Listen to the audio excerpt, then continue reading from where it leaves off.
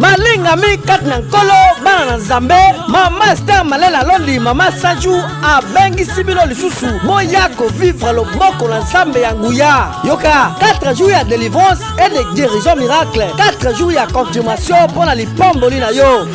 na bengisi bino bato bozala na problème ya mabota ozala na problème ya voyage to mpe ozala na problème ya mosala yo oyo ozobasema moment difficile babwakela yo maladi ya masu ozobela maladi incurable boya na milulu minene oyo tobongisi yango ekobanda mikolo oyo mercredi le 7 février de 12h à 18h jeudi le 8 février de 12h à 18h yango ekokoba vendredi le 9 février de 12h à 18h samedi tokopema muke clôture to mpe suka mama likambo yango ekozala dimanche le 11 février na ngonga ya 7h ya tongo 10 kilo 12h yango na bengisi yo oya wana place nzambe ye moko akokita kobikola kosikola kokangola kosekusa oyo nyonso ekufaka bosimba mpe boyeba te teme to besuka mama likambo yango ezali cette fois-ci c'est moi ya mbala oyo eza nga yo oyo baninga basimbaki lipamboli na bango na 2023 na 2024 oyo eza yo yaka tobondela bino moko boyebi ndenge nzambe ya mama Esther Malela Londi mama Sanju ndenge asalaka bamoma oyo yango na bengisi bafamille na bengisi bapapa bamama bilenge bomema bandeko na bino nyonso baza maladi bandeko na bino nyonso baza maboma oyo babwakela bango maladi ya mbasu maladi ya bese oyo babwakela bango bamasque de VS otutu oya mokolo ya mercredi le